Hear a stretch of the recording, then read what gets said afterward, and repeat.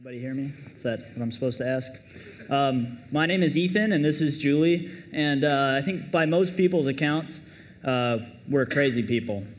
So when I was young, I traveled the world with my mom, who got me excited about exotic animals and exotic cultures.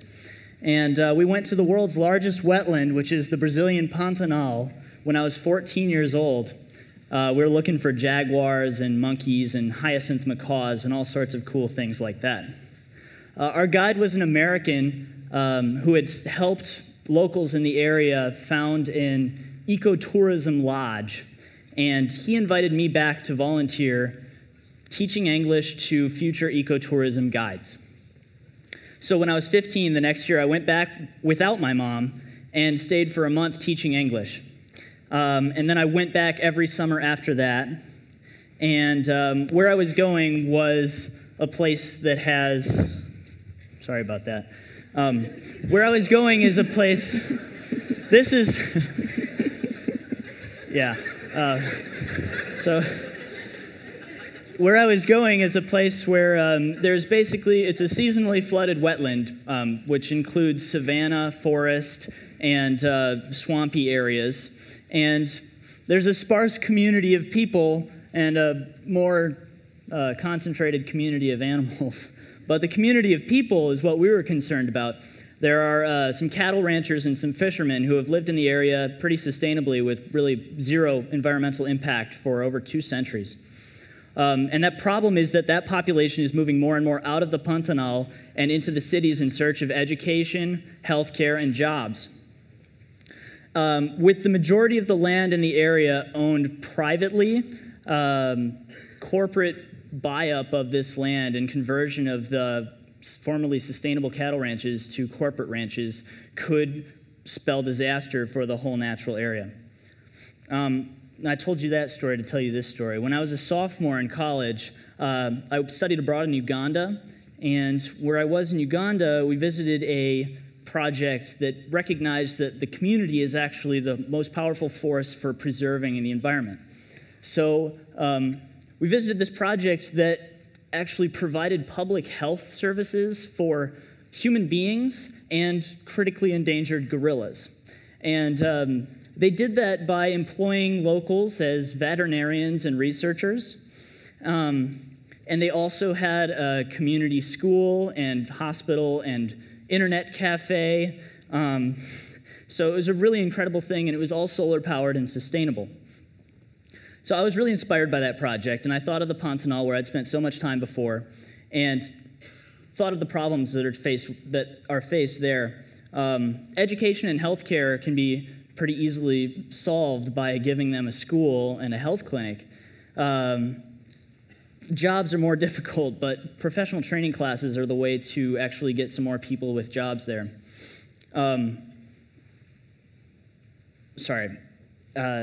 So this could help the local population actually stay in the area, which would allow them to preserve their own culture and their own natural area. So I pitched this idea to Julie when I was back and bored in one summer to build, this is her house, we were going to build this community center in Brazil that was totally sustainable and that would have a space for a clinic and a school, and it would also bring researchers in who would help to fund the school and the clinic with their fees that they would have to pay to stay there. So that was pretty much the idea of it, and that would hopefully solve all the problems in the area. And the only real obstacle in our way was that's me crawling into her window. The only obstacle in the way was that we were both broke undergrads that knew nothing about the laws in Brazil, policies, or really how on earth to start such a project. And so I'd met Ethan my first week of freshman year, and he seemed to be an okay guy, and it also seemed to be a great idea. It didn't matter that I didn't speak Portuguese or have any construction experience. Suddenly I had the chance to bring education, or help bring education, to rural Brazil, and I was on board for the crazy train. We spent the next month pitching the project to anyone who would listen, and I brushed up on my Microsoft Paint skills to design the first draft of our idea. We decided to call our idea the Bateman Center for Education and Research, with the mission of bringing education, healthcare, and sustainable technologies to the Brazilian Pantanal. We soon found a lot of interest on campus and great people. After the fall semester, we found 3 graduate architecture students who thankfully transformed my drawing into a real schematic. We also set up a study abroad program. We were looking for extra hands for construction, so we found 14 undergraduates to join us, and we set up another study abroad program with a few engineering students. And I think we're the only ones that didn't memorize ours. Sorry about that. Well, and this was like the scary part. This is what I'm remembering. We applied to all these grants and scholarships that fall semester. And by the end of fall semester, we'd still had $0 to build anything. It wasn't until February that we received our first grant. And the next day, Ethan and I crossed our fingers, asked for loans from our parents, and booked our plane tickets to Brazil. In late April, we finally had what we thought was enough to go to Brazil and start construction. Even though I'd asked Ethan 1,000 questions, I still didn't know quite what I was getting myself into when we took off in late May. I started to understand as we drove down the Transpontaneira, which is the Pantanal's dirt highway, with 100 wooden bridges and a different sort of traffic. Our route was crisscrossed by toucans, macaws, monkeys, the world's largest rodent, the capybara, and supposedly there are big cats lurking in the forest. The Transpontaneira ends 90 miles later at a small village on a river, where several fishing families live spread out along the banks. It was no wonder that so many kids weren't in school. Everything was so far away. The nearest school was 4 hours away. In one of the fishing families that we talked to, both parents were illiterate, and their oldest daughter was 15 and had never attended classes. Their 3 younger kids were perpetually falling behind grade level because they couldn't find rides to get back to the city. However, a people isn't defined by its formal education or lack thereof. If I had to characterize the Pantanal, I would describe one of the first Pantaneiros I met, Fion Falcão. Fion Falcão grew up in the Pantanal ranching cattle, and later in his life, tracked jaguars in the deep forest where no one else would go. He always had a machete in his belt and a cigarette hanging from his mouth. His favorite pastime was playing with his 2-pound chihuahua. The people of the Pantanal, like Fion, are hardworking, self-sufficient, and extremely compassionate. So this was the community that we were working in. And with the arrival of 20-some students and 1 brave faculty member, we broke ground in early June. Fion and his son Tito helped us out a lot during construction. Here, Tito is seen keeping undergraduates in line. And so for the longest time, it felt like we were just taking pictures of the ground. We have about 200 photos that look identical to this one. And it was finally in mid-July, we put up the columns. And then one of the most impressive looking parts of the building, the walls, took just 3 days. 10 days before our departure, we were putting up the roof so that the building could survive the rainy season, which was a few months away. And we returned the following summer to complete the building with some bright orange paint, partitions inside, plumbing, this sign, and finally, roughly 1 year behind schedule, we were painting the inside of the building. So in Brazil, the culture kind of dictates that everything has to move slower than it should, and that's evident in all aspects of the culture. For example, in the language of Portuguese in Brazil, there's a word, demorar, which means to take forever. So construction was the first thing that took longer than normal, but really what's been the most challenging thing for us is figuring out how to get this registered as a public school with the state. And I started by contacting the State Secretary of Education in 2009, who was confused that a crazy American guy was asking her to do this. But then kind of warmed up to me once I told her that there were actually kids that didn't have a school to go to.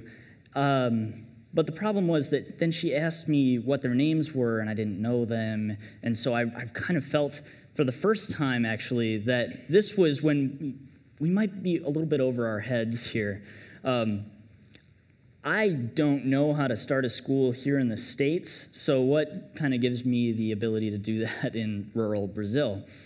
Basically what I was going on was I was just trying to get people that might have known and asking them a lot of questions until I found the right people who did know the answers. So learning the kids' names through an official census was a good first step towards starting our school. And we did a census, and we found upwards of 30 kids that were either getting shipped 4 hours to the city or not going to school at all. The Secretary of Education that I'd met with in 2009 retired, so I met a new Secretary of Education named Luciani. I've forgotten to go forward in slides. These are some of the families that we met on the river doing our census. Luciani is a bubbly, awesome woman, and she's basically been instrumental in helping us get finally we've gotten a plan with the state that we can register our site as a public sala anexa, which means satellite campus. So we're still waiting on some of these kids' documents. These are some of the documents that we were writing down, some information here. But we're waiting on some more documents, and the school hasn't started yet. We're aiming to start it in July, but really we have to be patient with Brazil in general. The culture kind of makes things move slower. Another thing that's caused delays is transportation. We've gotten in so much trouble with cars breaking down on us. We had most trouble with it the first year, and so the second year we decided that we were going to purchase our own car. But we're broke, and so we kind of settled on, instead of a new car, we settled on a 1994 VW bus, who I named Bella, which means beautiful, for obvious reasons. Bella, though, is herself a little bit advanced in age, and that's caused its own number of problems. We've replaced everything from a couple bolts to the back door handle to the entire engine, you know, minor fixes. She's got a bright future ahead, though. We're installing a regenerative braking system on her this summer, so she's going to be a Prius of sorts. And then next year, we're actually going to convert her completely to solar, which is a challenge, but it's where we're going. All right, and that's enough about Bella. Ethan could talk for a very long time about her. That's Bella's engine. Because the Panhandle is so rural and pristine, a big focus of ours has been sustainable technologies and using them to meet people's needs. A lot of rural communities like that in the Panhandle face similar challenges. And so our goal is to develop and test technologies, see which ones actually work in the field, and then spread them more widely if they do work. In the future, we hope to do this through partnerships with Brazilian universities. So, Bella, our 1994 VW van, is going solar. Our building is already solar powered, and we are working with several of the area's eco-lodges and ranches to get them off their diesel generators. Diesel right now is the biggest cost for families and businesses in the Panhandle. And we've also been working for clean water. Clean water is a big challenge, even though it is a wetland. So we had a few undergraduates join us to build a biosand water filter, which uses just sand and gravel to purify water. The Secretary of Education, Luciani, visited us as a step towards registering the building as a primary school. And she saw this filter and said she had 32 other rural schools in the region that also had problems with access to clean water. So this summer, we'll be going down and running workshops at 4 rural schools on building, operating, and maintaining biosand water filters. The other technology we've been working on is a biodigester. And the biodigester harvests natural gas from the very abundant cow manure and then uses it for stoves and cooking. A few undergraduates, the ones here, spent the last summer with us evaluating cow pies for optimal gas production. Like the biosand water filter, after some more testing, we hope to spread this technology further. And the last thing that we're working on for technology right now is how to improve healthcare in the Pantanal. Right now, care consists of a medical boat that comes sporadically 1 to 3 times per year down the river. And it's not ideal for, say, if you cut your arm off or want to have a baby. So we'll be constructing this tower, which is a water tower with a solar-powered pump, and it will also house an internet system designed by University of Michigan undergraduates.